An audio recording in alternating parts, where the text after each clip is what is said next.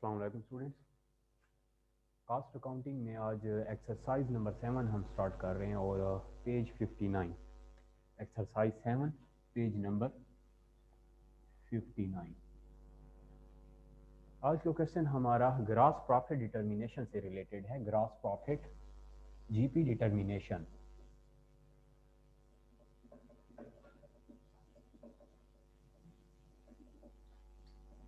आज हम कुछ आपके सामने cost concept, cost values given है, तो आज ये क्लियर कर लेते हैं कि अगर आपके पास जो कमिंग ईयर है या नेक्स्ट ईयर है आपके पास, उसके लिए अगर आप कुछ एक्सपेक्टेड सेल वैल्यू कर लें, यानी अगर आप ये कह दें कि इस साल 2020 में आपने सेल प्राइस 280 रखी पर यूनिट और आप 2000 या 1000 यूनिट्स प्रोड्यूस कर चुके हैं और एक यूनिट को आपने 280 पे सेल किया मार्केट।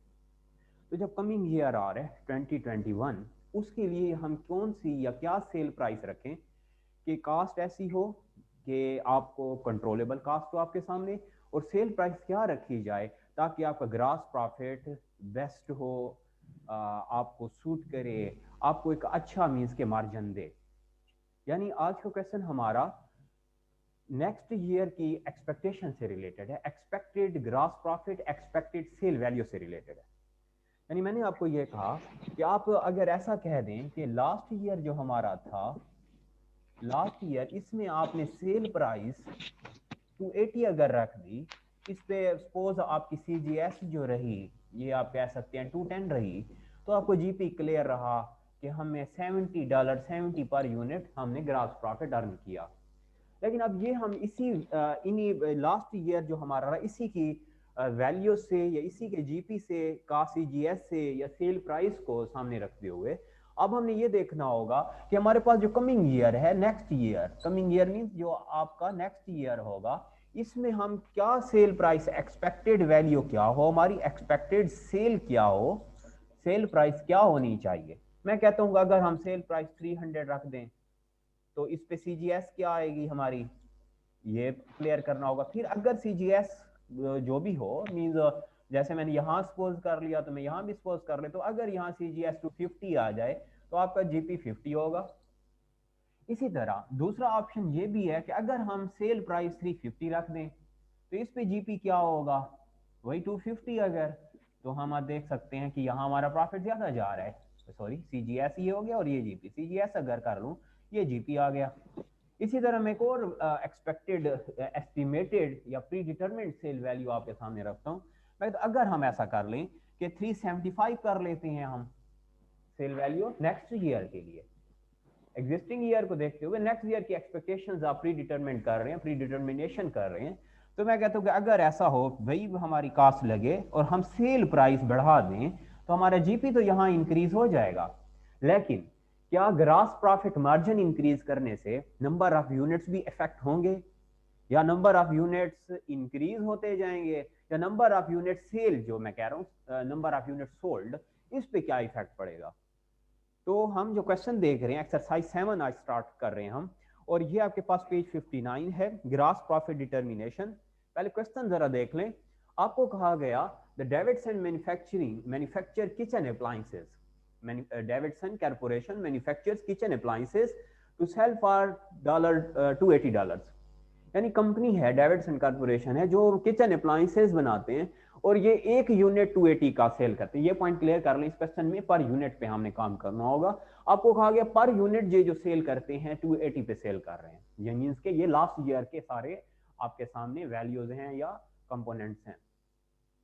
लास्ट ईयर मींस कि जो साल आपका गुजर चुका है, जो प्रीवियस ईयर था आपका, last year the company sold 2000 of these appliances.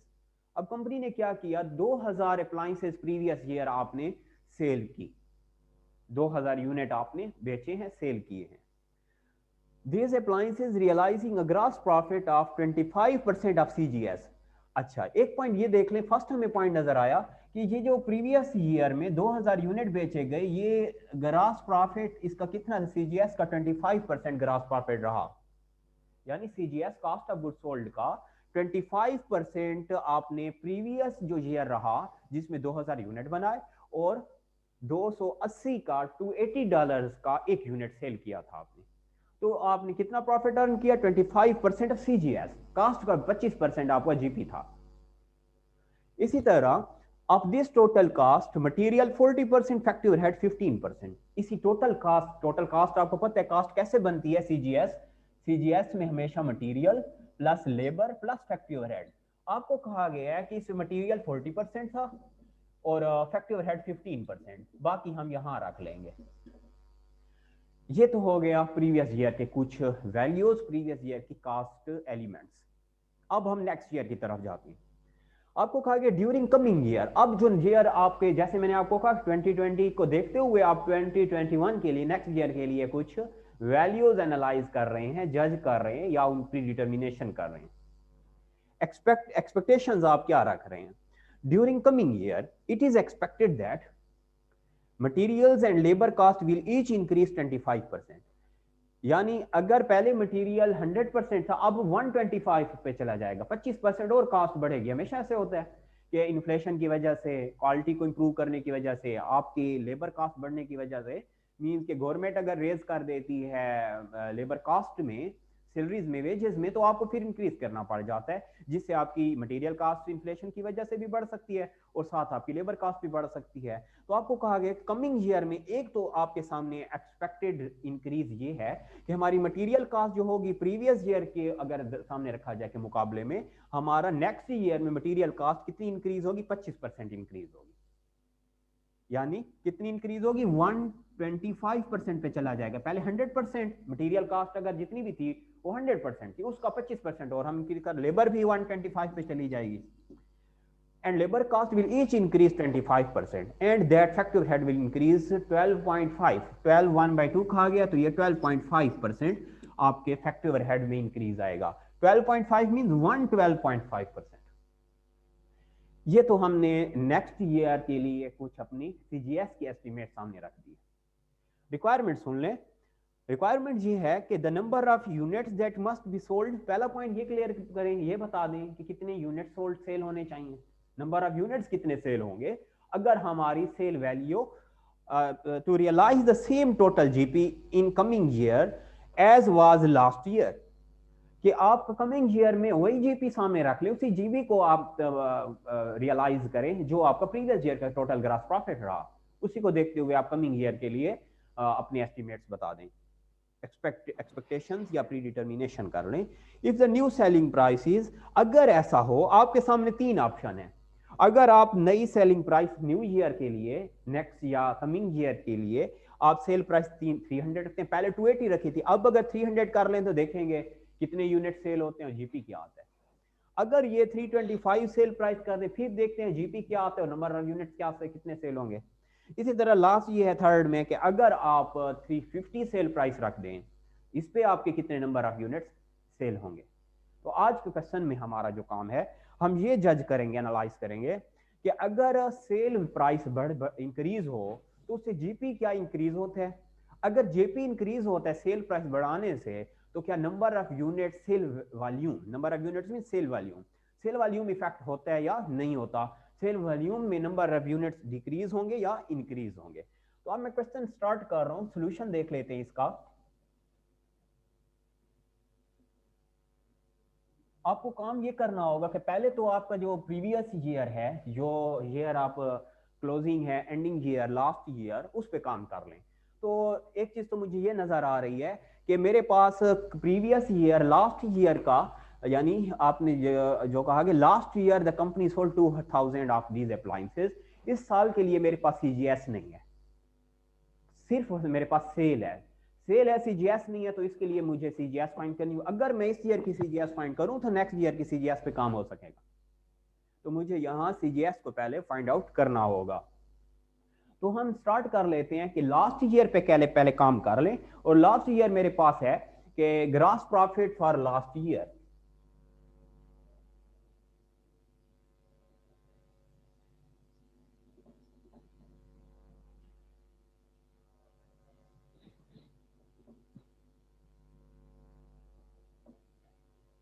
ये आप हेडिंग दे देंगे, इसे ग्रॉस प्रॉफिट डिटर्मिनेशन भी सिंपल कह सकते हैं आप। अब मैं लास्ट ईयर पे काम कर रहा हूं, तो लास्ट ईयर में मुझे ये देखना होगा कि लास्ट ईयर की सेल क्या है। ग्रॉस प्रॉफिट का क्या फार्मूला होता है, sale minus cost. Last year की सेल है $280, ये लास्ट ईयर की सेल रही, ठीक है। ये मैंने लास्ट ईयर की सेल रख ली, इसी में मैं माइनस करूंगा, लेस कॉस्ट लिख लिया करें या सीजीएस लिख लिया करें, less CGS cost of goods sold. अब मेरे पास सीजीएस गिवन नहीं है, इस ईयर की रेशोज दी गई, तो मुझे सीजीएस फाइंड करनी होगी। अगर मैं सीजीएस माइनस करता हूं तो मेरे पास जो रिजल्ट आता है ये होता है gross profit, GP, gross profit, जो होना जरूरी है मेरे पास। अच्छा, अब एक काम कर लेंगे, अगर आप पहले सीजीएस फाइंड कर लें तो आपको सपोज कर लें, मैं लिखता हूं let x is equal to CGS यानी कॉस्ट ऑफ गुड्स सोल्ड, ये मैंने सपोज किया। इसी तरह सपोजिशन में देख लें, आपको एक क्वेश्चन में चीज कही गई कि realising a gross profit of 25% of CGS, आपको यह भी कहा गया कि प्रीवियस ईयर में जो सीजीएस थी उसका 25% क्या था, जीपी था। तो हम मेरे पास एक अब एक पॉइंट और बन सकते हैं, then 25% of X, 25% of X, X का 25% क्या है, ग्रॉस प्रॉफिट, और ये क्वेश्चन में कहा गया आपको 25% of X is equal to gross profit. X क्या हमने कंसीडर किया कि X is cost of goods sold, X मेरे पास कॉस्ट ऑफ गुड्स सोल्ड है, और 25% एक्स का यानी सीजीएस का ये ग्रॉस प्रॉफिट हो गया। एक और पॉइंट यहां देख लें, अगर मैं ये काम कर लूं कि cost plus GP is equal to sale, ये इक्वेशन है मेरे सामने, जो फार्मूलाज हैं मैं उसी को ही बार बार अपडेट कर रहा हूं। मैंने कहा कि cost plus GP is equal to sale, मेरे पास कॉस्ट का भी वैल्यू आ गई, इक्वेशन आ गई, जीपी की भी आ गई, और सेल वैल्यू भी मेरे पास अवेलेबल है। कॉस्ट को हमने क्या कंसीडर किया कि cost is equal to X plus GP क्या है, जीपी है 25%, इसका मतलब है 0.25 ऑफ एक्स। जीपी क्या है, जीपी को मैंने क्या कंसीडर किया, 25% ऑफ एक्स, ये हो गया ग्रॉस प्रॉफिट, यानी gross profit is equal to 25% of X, ये मैंने लिख लिया 25% of X is equal to sale, और लास्ट ईयर की सेल क्या रही 280, ताकि मेरे पास सी कॉस्ट आ जाए, कॉस्ट की वैल्यू आएगी तो मैं ग्रॉस प्रॉफिट फाइंड कर सकूंगा। अब हम ये काम कर लेते हैं कि मैं कॉमन ले लेता हूं, एक्स कॉमन ले लिया, 1 प्लस 0.25 इज इक्वल टू $280। अब मैं x into 1.25 is equal to $280, x मुझे चाहिए 280 डिवाइडेड बाय 1.25, और मेरे पास x is equal to CGS cost of goods sold, ये आ गया x cost of goods sold है, और इसकी वैल्यू अब क्या बन जाएगी, अगर डिवाइड कर लें तो ये आ जाएगा 224। तो मैंने सीजीएस फाइंड कर ली है लास्ट ईयर, जो लास्ट ईयर था उसकी सीजीएस फाइंड यहां पुट कर लेते हैं 224, और मेरे पास रिजल्ट आ जाएगा 56। ये लास्ट ईयर का मैंने जीपी भी फाइंड कर लिया, लास्ट ईयर की कॉस्ट भी फाइंड कर ली। अब ये देख लेते हैं कि इस कॉस्ट का मटेरियल कितना इसमें एडेड है, मींस के मटेरियल का पोर्शन यहाँ कितना है, लेबर का पोर्शन कितना है, और फैक्ट्री हेड का पोर्शन कितना है। तो यही मैं लिख लेता हूं कि लास्ट ईयर के जो मटेरियल रहा, material, last year labour, last year factory overhead, cost आ गई है तो कॉस्ट की बेसिस पे फाइंड कर सकता हूं। और यही कहा गया दिस टोटल कॉस्ट, जो कॉस्ट आप फाइंड कर चुके हैं, this total cost is a combination of material 40%, factory overhead 15%, दो बताए गए हैं। इसका ये मतलब हुआ कि अगर मटेरियल की वैल्यू टोटल हो 224, अगर मटेरियल 224 हो, 224 हो, तो इसका ये यानी कॉस्ट अगर 224 हो, इसमें मटेरियल का पोर्शन कितना है 40%, मटेरियल की वैल्यू आ जाएगी। अच्छा, लेबर में आपको रेट नहीं दिया गया, फैक्ट्री ओवरहेड का रेट दिया गया। फैक्ट्री ओवरहेड कितना कहा गया, कास्ट का previous year cost multiply with material कहा गया कि 15%, ये देख लें 15% और मटेरियल 40, फैक्टर ओवरहेड 15, मटेरियल 40 मैंने लिख लिया, फैक्टर ओवरहेड 15%। अच्छा लेबर नहीं है। अब देखें टोटल कितना होता है, हमेशा material is total is 100%, material total कितना है 100% है, अगर इसमें 100% है, इस 100% में 40% मटेरियल और बाकी कितना हो गया 15% फैक्ट्री ओवरहेड FOH, ये मैट। अच्छा ये दो हो गए। अब ये 40 एंड 50 55, मेरे पास 45% रिमेनिंग होगी और ये परसेंटेज जो है ये लेबर की होगी। अब तो मैं अगर टोटल करता हूं तो मेरे पास 100% ही आता है जो कि 224 है। तो अब मुझे क्लियर हुआ कि अगर मटेरियल 40% ऑफ कास्ट है, फैक्ट्री ओवरहेड 15% ऑफ कास्ट है, तो इसका मतलब है कि लेबर कितनी हो गई 224 का 45%। ये मैंने तीन वैल्यूज ले ली। अब मैं इनकी कैलकुलेशन कर लेता हूं और कैलकुलेशन के बाद मेरे पास रिजल्ट फर्स्ट जो मटेरियल है ये हो जाएगा 89.6 मटेरियल। अब नेक्स्ट लेबर 100.8, इसके बाद फैक्ट्री ओवरहेड जो कि आ रहा है 33.6%, 6 सिंपल। ये मैं क्लियर कर लिया मैंने। लास्ट ईयर का जीपी भी फाइंड किया। इसके लिए क्या करना होगा, सीजीएस करना होगा। सीजीएस के लिए प्रोसेस, सीजीएस आया, जीपी आ गया, ताकि मैं लास्ट ईयर की वो वैल्यूज लूंगा तो कमिंग ईयर को एस्टिमेट कर पाऊंगा। इससे मैंने क्या किया, ये मुझे भी क्लियर होना चाहिए कि मटेरियल की वैल्यू कितनी थी इस कास्ट में, लेबर की क्या परसेंटेज रही इस कास्ट में, फैक्ट्री ओवरहेड की क्या परसेंटेज रही इस कास्ट में। तो मेरे पास अब सीजीएस भी आ गई और सीजीएस में मटेरियल, लेबर और फैक्ट्री ओवरहेड भी क्लियर हो गया। अब हम ये काम कर लेते हैं, कमिंग ईयर की तरफ जाते हैं, मींस के जो नेक्स्ट ईयर है आपका उसकी तरफ हम जा रहे हैं। तो अब यही मैं लिख लेता हूं कि कमिंग ईयर का काम अगर कर लें हम, कमिंग ईयर कैलकुलेशंस,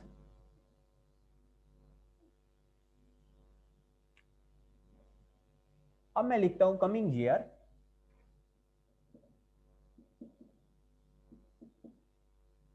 यानी लास्ट ईयर कंप्लीट हो चुका है, अब आप कमिंग ईयर स्टार्ट कर रहे हैं। कमिंग ईयर में क्या होगा, पहले तो कास्ट ऑफ गुड सोल्ड मुझे चाहिए। कास्ट ऑफ गुड सोल्ड होगी, सेल ऑलरेडी गिवन है, देखिए सेल आपको कमिंग ईयर की दे दी गई है, अवेलेबल है, तो मुझे तो फिर कास्ट चाहिए। तो मैं क्या कर रहा हूं, आप coming year cost of good sold, estimated अभी होगा, expected cost of goods sold.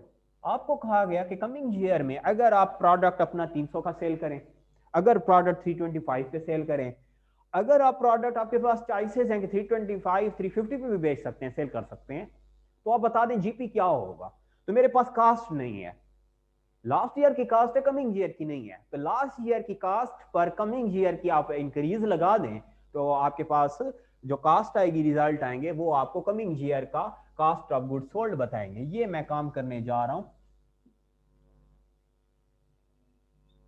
Coming year के लिए। तो आप देखें कमिंग ईयर जब आप स्टार्ट करेंगे तो आपके पास ऑलरेडी कास्ट गिवन है, तो इसके लिए मैं मटेरियल, लेबर और फैक्ट्री ओवरहेड फाइंड कर लेता हूं। पहले मटेरियल की कास्ट कमिंग ईयर में क्या होगी, कमिंग ईयर लेबर कास्ट, इसी तरह coming year factory overhead cost, FOH cost, तीन कास्ट मुझे चाहिए। अब क्वेश्चन में आपको कहा गया during coming year it is expected that material and labour cost will each increase 25%। Material पहले कितना था ये देखना होगा। पहले मटेरियल कास्ट जो मैंने फाइंड की 89.6, लेबर कास्ट जो प्रीवियस ईयर की, लास्ट ईयर की रही वो 100.8। इसी तरह लास्ट ईयर की जो आपके पास फैक्ट्री ओवरहेड FOH रही ये थी 33.6। ये तो मैं ऑलरेडी फाइंड कर चुका हूं, इसी पे मैं परसेंटेज लगा लूंगा तो कमिंग ईयर की वैल्यूज आ जाएंगी। कमिंग ईयर में कहा गया कि मटेरियल कितना इंक्रीज होता है, 25% इंक्रीज, 100 पे 25 इंक्रीज, ये भी पॉइंट क्लियर रहे।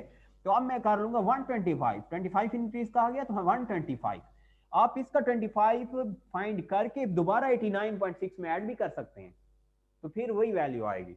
तो मैंने 125 रखा ताकि हमारी कैलकुलेशन इतनी डिटेल ना हो, इतनी लेंथी ना हो। तो ये मैंने दोनों पे 125% लगा लिया, मटेरियल और लेबर पे। इफेक्टिव रेट में कहा जाता है कि इफेक्टिव रेट 33.6 लास्ट ईयर का हमने फाइंड किया, इसी का 12.5% क्या है, नेक्स्ट ईयर में इंक्रीज होगा। तो 12.5 मींस 112.5, पहले 100 है ऑलरेडी, इस पे 12.5, तो मैंने ये 112.5 इंक्रीज शो कर दिया। तो अब मेरे पास जो वैल्यूज आएंगी ये मुझे क्लियर करेंगी नेक्स्ट ईयर के रिजल्ट्स। तो अब मैं यहाँ क्वेश्चन आप ओपन कर लें बुक में ताकि हमारी कैलकुलेशन यहाँ इजी रहे।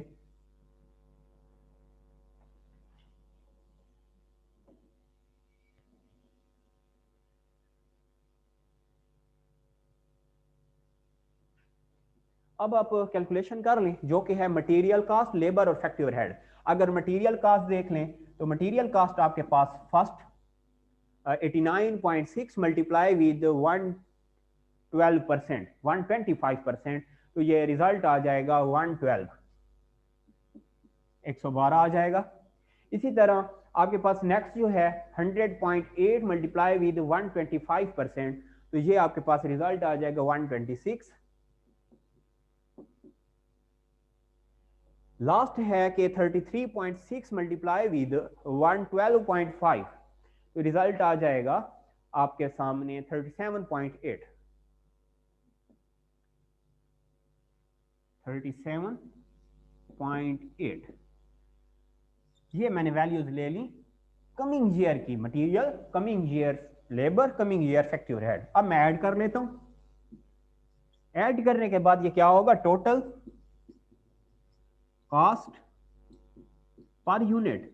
हम पर यूनिट पे काम करें, एक यूनिट के फाइंड कर लें, ऑलरेडी आप क्लियर कर देंगे कि पर यूनिट अगर 300 का सेल करें तो कॉस्ट कितनी होगी। तो अगर ऐड कर लें 112 प्लस 126 प्लस 37.8, तो रिजल्ट आ जाएगा 275.8 इन डॉलर्स। ये मैं काम कर चुका हूं, कॉस्ट आ गई है। तो अब तक हमारा जो जरूरी रिक्वायरमेंट थी वो हम कर चुके हैं। अब हम ये कर लेते हैं कि जो रिक्वायरमेंट है, रिक्वायरमेंट मैं दोबारा रीड आउट कर रहा हूं। आपको कहा गया the number of units that must be sold to realise the same total gross profit in coming year as realise last year, कि जो लास्ट ईयर में आपने जो रियलाइजेशन थी आपकी ग्रॉस प्रॉफिट उसी को रियलाइज करें। फिर बता दें, देखें 2 पॉइंट। पहला पॉइंट कि लास्ट ईयर में पहले नंबर ऑफ यूनिट्स बता दें, एक हमें बतानी है number of units, number of units that must be sold, number of units बता दें that must be sold to realize the total gross profit as was in last year.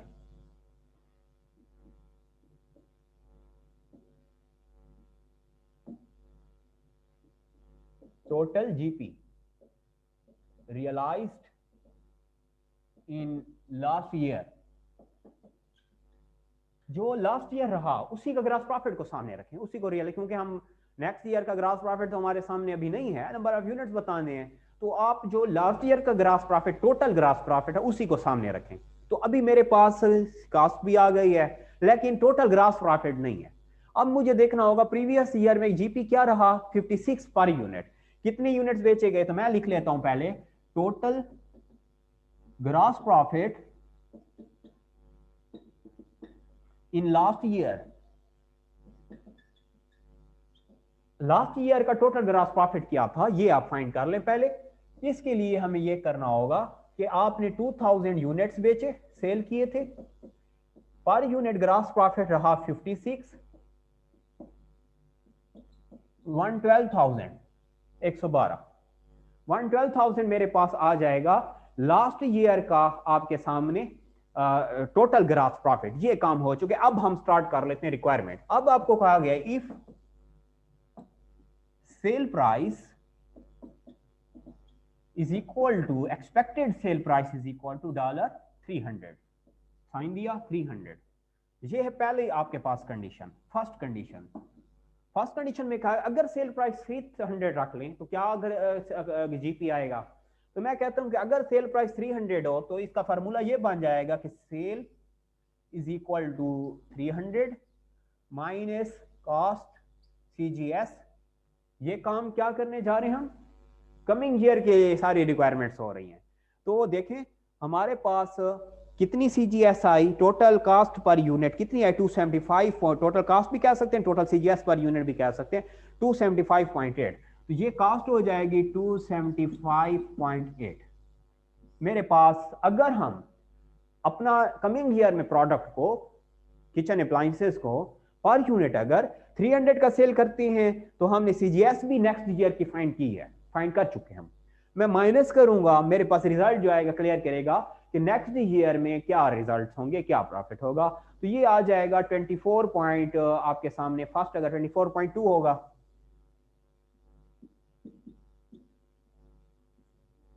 GP gross profit. Second condition, अब ये काम first 300 पे मैं काम कर चुका हूं। दो चीजें बतानी है आपने अपनी रिक्वायरमेंट जो हम अब काम कर रहे हैं। Number of unit that must be sold to realise the total GP realise in last year. Last year में जो जीपी था उसको देखते हुए आप बता दें, और हमने तो नंबर ऑफ यूनिट्स भी साथ बताने हैं। तो अब मैं साथ ये काम कर लेता हूं, यही कर लेता हूं, नंबर ऑफ यूनिट्स कितने सेल होंगे, number of units sold must be sold, ये देख लें। अगर ऐसा कर लें कि आपने, अगर आपको ग्रॉस प्रॉफिट नेक्स्ट ईयर में 300 सेल प्राइस रखने पे 24.20 आता है, तो दे बता दें इस ग्रॉस प्रॉफिट पे यूनिट्स कितने सेल होंगे, इस कास्ट पे यूनिट्स कितने सेल होंगे, इस सेल प्राइस पे यूनिट कितने सेल होंगे। यानी अगर सेल प्राइस 300 हो, कितने यूनिट सेल होंगे। अगर आप 24.20 जीपी अर्न करें पर यूनिट, तो फिर कितने यूनिट सेल होंगे। तो क्या फार्मूला बन जाएगा, आप हमेशा कहते हो कि total GP is equal to, formula देखें, फार्मूला बनता है कि टोटल ग्रॉस प्रॉफिट का क्या फार्मूला होगा, total gross profit is equal to per unit gross profit, P U मैंने लिख लिया, पर यूनिट मुकम्मल लिख लें, per unit GP multiply with units sold. मुझे तो यूनिट सोल्ड चाहिए, तो इसका फार्मूला ये बन जाएगा, units must be sold is equal to total GP, total GP divided by per unit PUGP, ये फार्मूला बन जाएगा। तो मैंने टोटल यूनिट्स बताने हैं। देखिए मैंने क्या काम किया, आपको ये क्लियर हो कि ग्रॉस प्रॉफिट टोटल जीपी का क्या फार्मूला है, क्योंकि मेरे पास तो ग्रॉस प्रॉफिट पे काम हो रहा है, ग्रॉस प्रॉफिट अवेलेबल है। टोटल जीपी का क्या फार्मूला होगा, एक यूनिट को अगर यूनिट सोल्ड पर यूनिट जीपी को, पर यूनिट जीपी को यूनिट सोल्ड के साथ अगर मैं मल्टीप्लाई करूंगा, मेरे पास टोटल ग्रॉस प्रॉफिट आ जाएगा। हाँ ठीक है, मेरे पास टोटल जीपी भी है, पर यूनिट ग्रॉस प्रॉफिट भी है, मैंने फाइंड करने यूनिट सोल्ड। यूनिट सोल्ड आप वहीं रख लें, मल्टीप्लिकेशन को डिवीजन में ले आए, total GP is equal to, total GP is equal to, ये ऐसे कर लिया मैंने, डिवीजन में आ जाएंगे पर यूनिट जीपी। अब यही फार्मूला यहां अप्लाई करता हूं, number of unit sold is equal to, अगर 300 सेल हो तो इस पे क्या हो जाएगा आपके पास, total GP divided by per unit GP. Total GP कहा गया प्रीवियस ईयर का रख लें, प्रीवियस ईयर में टोटल जीपी कितना रहा 112,000, डिवाइडेड पर यूनिट जीपी कितना आ रहा है 24.20। तो यहां मेरे पास यूनिट्स क्लियर हो गए कि यूनिट्स कितने सेल होंगे, और ये रिजल्ट आ रहा है आपके पास 4628 यूनिट्स, 4628 यूनिट। ये क्लियर हो गया आपको, फर्स्ट आपने यूनिट फाइंड कर लिए। दोबारा देख लें, हमने ये काम किया, पहले बता फाइंड कर लिया, रिक्वायरमेंट को फाइनलाइज करने के लिए, क्लोज करने के लिए, टोटल ग्रॉस प्रॉफिट इन लास्ट ईयर कितना रहा 200, आप 2000 यूनिट्स किचन अप्लायंसेस सेल किए थे, एक यूनिट पे 56 का जीपी हुआ जो मैंने स्टार्ट पे फाइंड किया, तो 112,000 मेरे पास टोटल जीपी आया। टोटल जीपी की बेसिस पे number of unit sold find हो सकते हैं, यहां तक ये काम किया। उसके बाद हमने कहा कि अच्छा अगर सेल प्राइस 300 रख लें, सेल प्राइस अगर 300 हो और सीजीएस अगर 275 हो, जो मैंने यहां फाइंड की, अगर 275 हो तो जीपी कितना आएगा पर यूनिट 24। तो इससे मैंने नंबर ऑफ यूनिट फाइंड कर लिए। हमें यह क्लियर हुआ कि अगर हम 308 यूनिट की प्राइस 300 रखें तो हमारे कितने यूनिट सेल होंगे 4628 यूनिट्स हमारे सेल होंगे। अब नेक्स्ट हम स्टार्ट कर लेते हैं कि अगर ऐसा हो कि हम सेल प्राइस 300 से इंक्रीज कर लें, और बुक में कहा गया है कि if the sale price is 325, अगर सेल प्राइस 325 हो, if sale price is sale is equal to 325, अगर ऐसा कर लें कि सेल जो है 325 कर लें हम, तो फिर क्या होगा, sale is equal to 325, cost already वही होगी, सीजीएस माइनस कर ले, लेस सीजीएस जो कि है 275.8। अब रिजल्ट ले लेते हैं जो कि आ जाएगा 49, और मेरे पास रिजल्ट आ रहा है 49.20।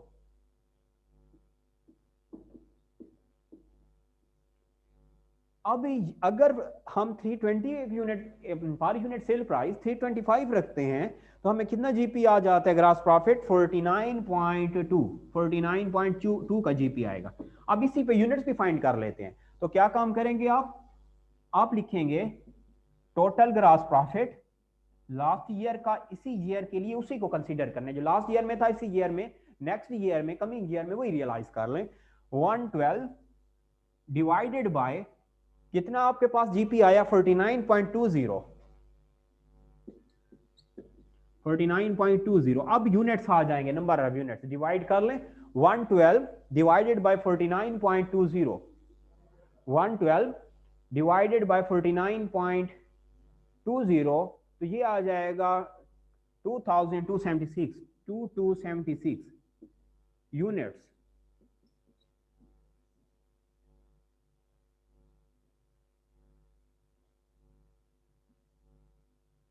अब थर्ड रिक्वायरमेंट आपको कह रही है, अगर ऐसा हो, आप sale price if sale price is equal to 350, book में कहा गया देख लें, थर्ड जो है कि 350 अगर सेल प्राइस हो जाए, if sale price is equal to $350,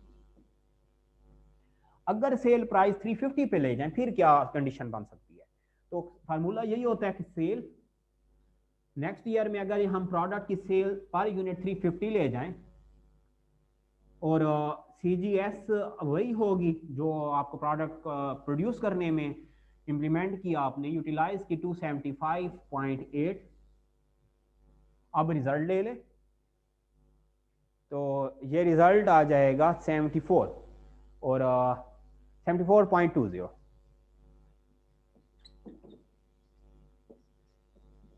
ये आ गया जीपी, ग्रॉस प्रॉफिट।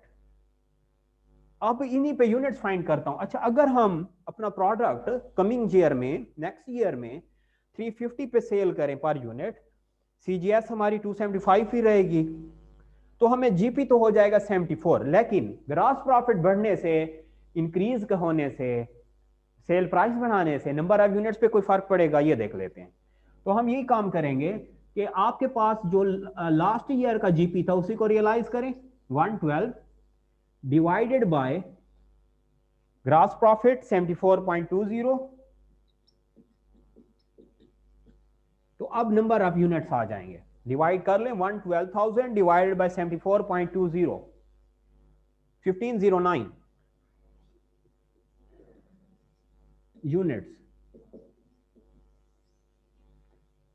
अब हम अपना क्वेश्चन कंप्लीट कर चुके हैं। आज के क्वेश्चन में हम क्या सीखे कि आप अपने लास्ट ईयर को, एग्जिस्टिंग ईयर को सामने रखते हुए नेक्स्ट ईयर के लिए ग्रॉस प्रॉफिट भी जज कर सकते हैं, एनालाइज कर सकते हैं, प्री डिटर्मिनेशन कर सकते हैं, और नेक्स्ट ईयर के लिए नंबर ऑफ यूनिट्स की प्री डिटर्मिनेशन हो सकती है, और नेक्स्ट ईयर के लिए सीजीएस की भी प्री डिटर्मिनेशन हो सकती है। आप अब देखें, हमने जो पॉइंट अल्टीमेट जो रिजल्ट लिया अपने आज के क्वेश्चन से, वो ये कह रहा है कि अगर आप सेल प्राइस बढ़ाते हो, सेल प्राइस 325 रखते हैं तो जीपी आते 49, सेल प्राइस अगर 350 करते हो जीपी बढ़ जाता है, ग्रॉस प्रॉफिट और इंक्रीज हो जाता है, 74 पे चला जाता है। अगर सेल प्राइस आप 300 रखते हो तो ग्रॉस प्रॉफिट 24 आया। यहां तो हम क्लियर कर चुके। लेकिन जैसे जीपी आपका इंक्रीज होता है, नंबर ऑफ यूनिट सोल्ड भी कम होना शुरू हो जाते हैं, सेल वॉल्यूम कम होना शुरू हो जाता है। यानी 300 सेल प्राइस रखी, GP24 आया, नंबर ऑफ यूनिट्स कितने सेल हुए, नंबर ऑफ यूनिट्स का क्या रिलेशन बन गया, 4628 ऑफ यूनिट्स आपके सेल होंगे। अगर आप सेल प्राइस 325 रखते हैं, जीपी आता है 49, नंबर ऑफ यूनिट्स कितने सेल होंगे, 2274। देखें कितना डिक्रीज आ गया, यानी प्राइस बढ़ाने से नंबर ऑफ यूनिट्स डिक्रीज होते हैं। अगर सेल प्राइस आप 350 पे ले जाएं और 25 का इंक्रीज ले आए तो जीपी तो इंक्रीज हो गया, आपका ग्रॉस प्रॉफिट तो अच्छा रहेगा 74, लेकिन नंबर ऑफ यूनिट्स कितने चले गए, नंबर ऑफ यूनिट जो है वो 1509 1500 पे तकरीबन चले गए। तो ये हमारे पास आज का क्वेश्चन रहा, जिसमें हमने एक्सरसाइज नंबर 7 मैंने सॉल्व की थी, एक्सरसाइज 7, और पेज नंबर मैंने आपको कहा कि 59।